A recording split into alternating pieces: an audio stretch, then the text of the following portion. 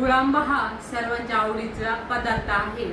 तो खायला अगदी लहानपासून वयोवृद्धापर्यंत सर्वांना आवडतो. त्यासाठी अशा थोड्या शेलक्या कैऱ्या घ्यायच्या. थोडे आपल्याला गर जास्त लागतो, त्यामुळे अशा शेलक्या कैऱ्या घ्यायच्या. आणि कैऱ्या जर घरच्या असतील तर अगदी उत्तम, नसेल तर बाजारातून आपण असे 1-2 किलो कैऱ्या आणू शकतात. अशा प्रकारे सर्व कैऱ्या अगदी झटपट किसून घ्यायच्या.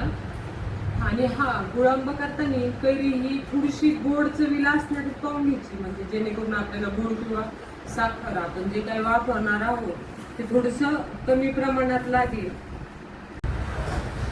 गुळांबा करण्यासाठी ना चिरलेल्या कैऱ्या आहेत ज्या आपण शिटे काढून घेतले, त्या कैऱ्या शक्यतो किसूनच घेतल्या जातात.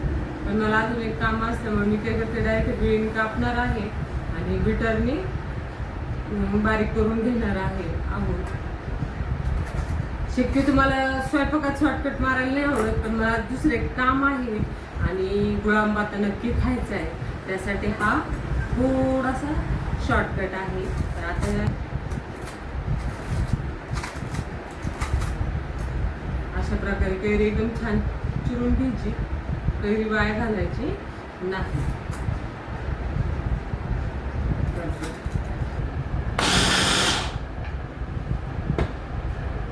खूप छान अशी बारीक झालेली आहे कैरी, अगदी किसल्यासारखीच झाली,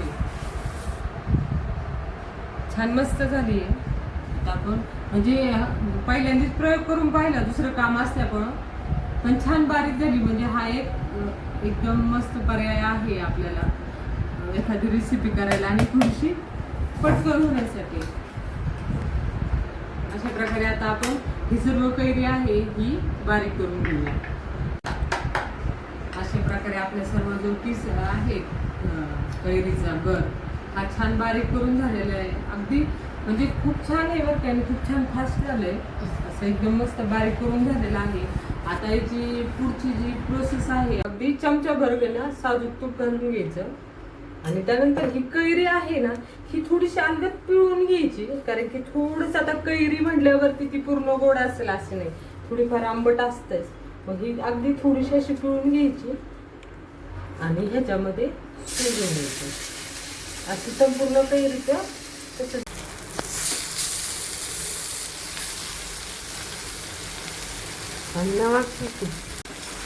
हलवून घ्यायचंय.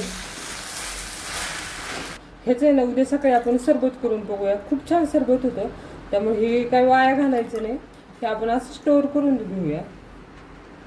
हा गुळ टाकायचा. हा गुळ मी किराणा आणला तेव्हाच फोडून ठेवलेला असतो, त्यामुळे आता त्यात आपण हा संपूर्ण गुळ टाकून घेऊया आणि छान एकदम मिक्स करून घ्यायचं. हे अशा प्रकारे गुळ पातळ झाल्यानंतर त्यामध्ये थोडी विलायची आहे आणि त्यासोबत अगदी थोडंसं केशर घालायचं. केशर, मीठ घालणार आहोत आपण, अगदी थोडंसं घालायचं. उन्हाळी कामं जे आहेत त्याच्यात मी शक्यतो खडे मीठच घालते, मला दुसरं कोणतं मीठ आवडत नाही. हे आहे तयार झालेलं आहे. अगदी 20 ते 25 मिनिटं लागली पूर्ण व्हायला प्रोसेस, आणि तुम्ही बघू शकता किती सुंदर झालेला आहे.